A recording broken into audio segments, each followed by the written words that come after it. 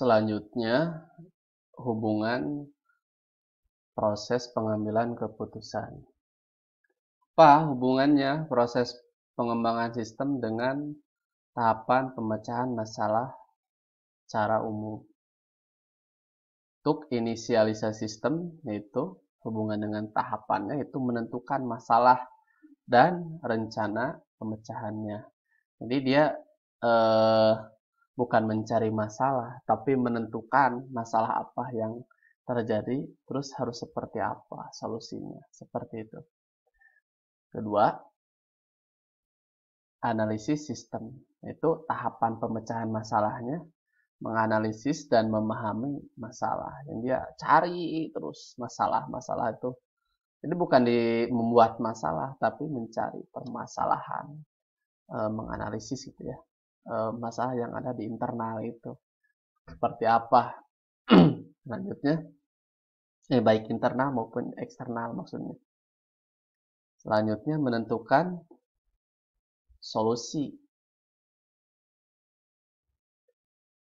dan harapan, menentukan solusi maksudnya yang diharapkan atau harapan apa saja agar tidak permasalahan ini yang apa ya, yang tadinya mempengaruhi yang sifatnya negatif tidak terjadi seperti itu, ataupun dia sudah berjalan tapi untuk pengembangannya seperti apa. Dan setiap perusahaan, contoh saja perusahaan besar yang ada di wilayah kita, Atek misalkan, dulu ketika berdiri tidak langsung jelek seperti itu. Ini ada tahapan-tahapannya itu dan ada analisis.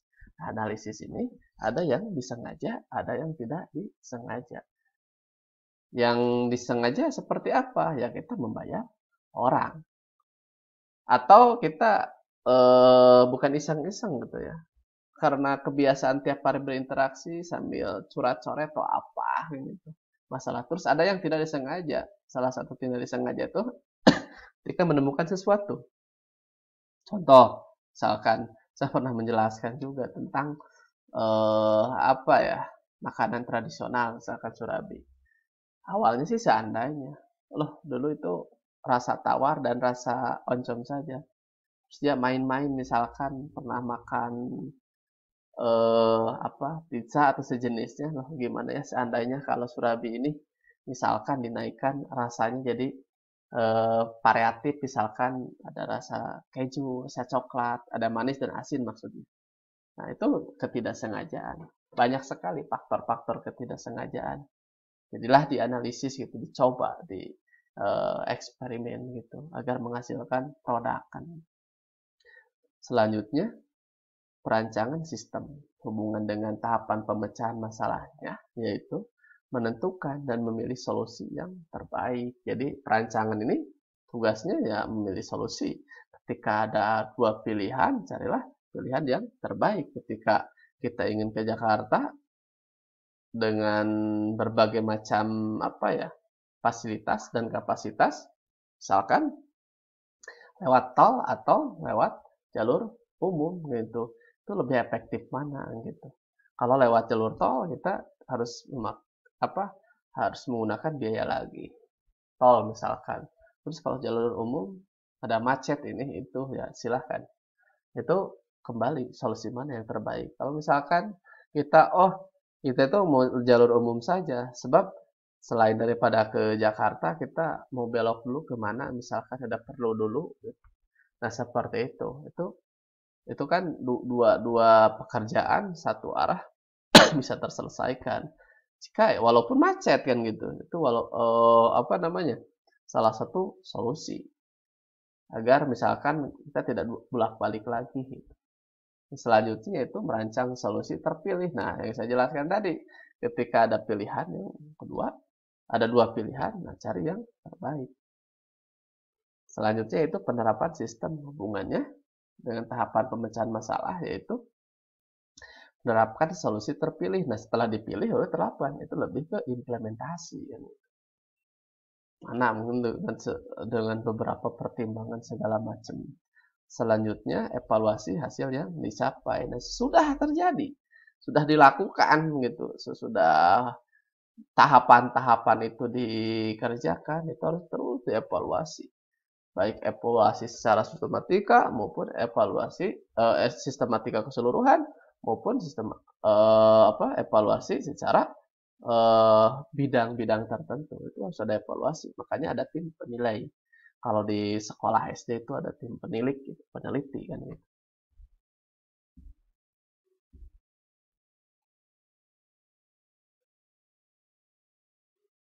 Nah, ini masuk pada pengelolaan daripada sistem itu sendiri. Salah satunya melindungi data. Melindungi data dari siapa? Pertama dari hacker. Hacker itu jahat sekali. Jangan berpikir bahwa hacker itu terjadi dengan personal saja. Itu dengan perusahaan, malahan dulu pernah kasus tahun 2000, kalau tidak salah, tahun 2017, antara 2017 atau 2013, saya lupa lagi. Itu ada hacker atau orang IT dari Australia. Dia mengambil data negara Amerika. Itu bermasalah sekali. Itu orang Australia.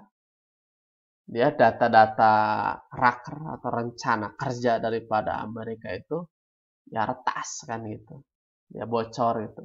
Dan salahnya dia munculkan di Wikipedia. Saya lupa lagi namanya. Di Wikipedia akhirnya menyebar. Jadi rencana-rencana Amerika. Nah, di situ bukan rencana sifatnya jahat, tapi rencana tentang bisnis atau strategi. Tapi tetap saja itu data rahasia dan dia retas gitu. Dan dia curi informasi itu. Ini orang Australia. Sampai dulu sempat Amerika ingin memutuskan hubungan tentang apa itu dengan Australia. Dan itu ya mempengaruhi sekali.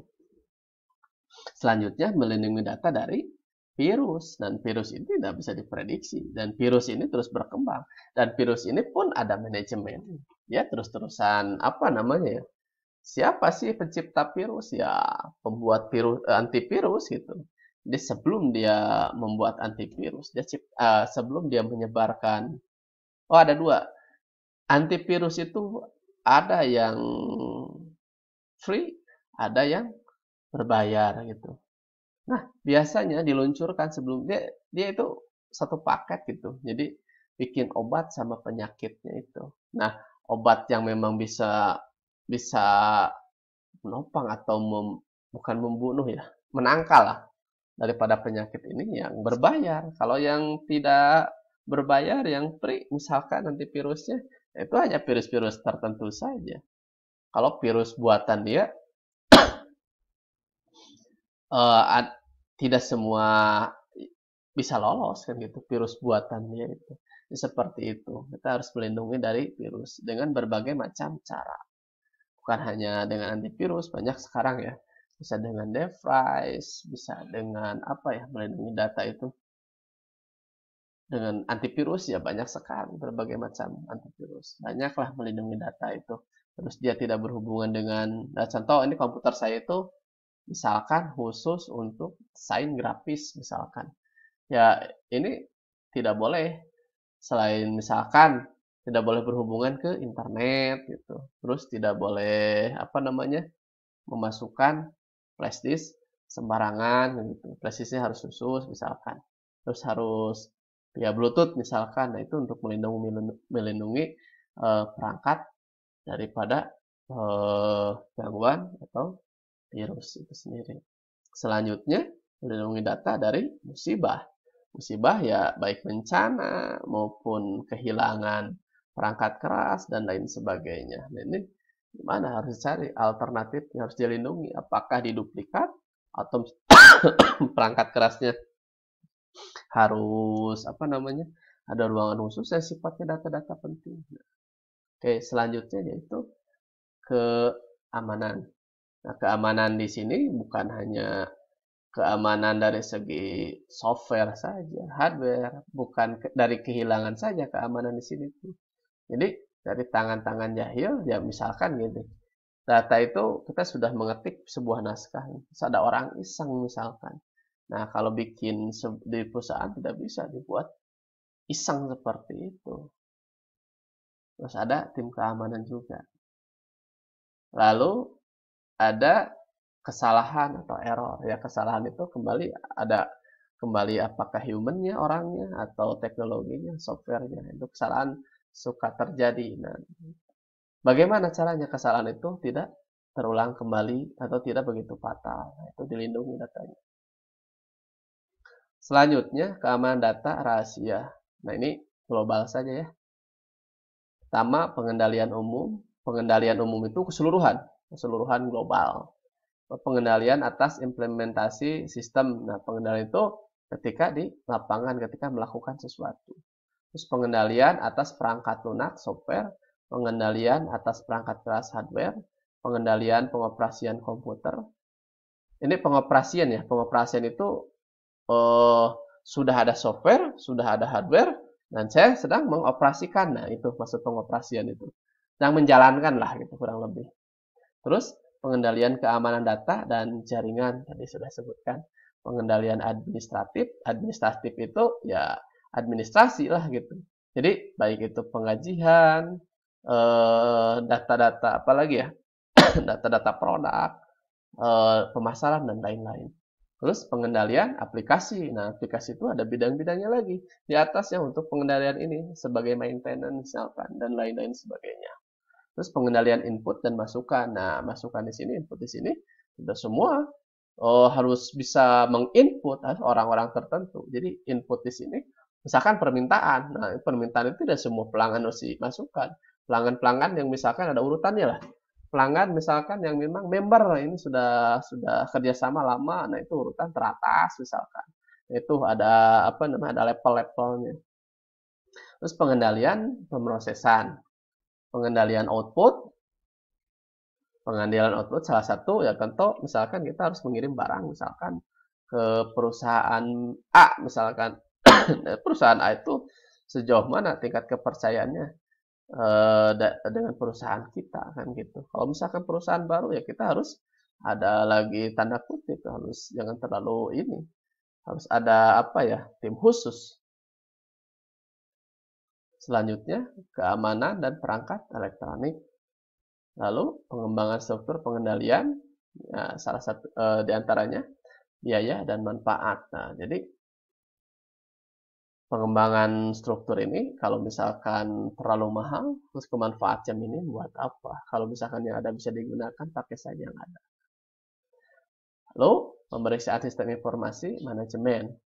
Nah, ada apa saja ketentuan dalam memeriksa proses pengendalian tadilah ya. Terus pemeriksaan terhadap kualitas data. Nah, pemeriksaan ini harus berkualitas, jangan diperiksa saja. Jangan diperiksa, hanya diperiksa formalitas, tidak. Ini harus memberikan kontribusi. Gitu. Jadi makanya ada laporan-laporan gitu. Setiap apapun yang dilaksanakan, yang dikerjakan harus ada laporan. Biar apa? Ada kontribusinya untuk perusahaan sendiri. Oke, itu saja untuk penjelasan secara globalnya. Masalah pertemuan kita yang ke-15 ini. Billahi taufiq wal hidayah. Assalamualaikum warahmatullahi wabarakatuh.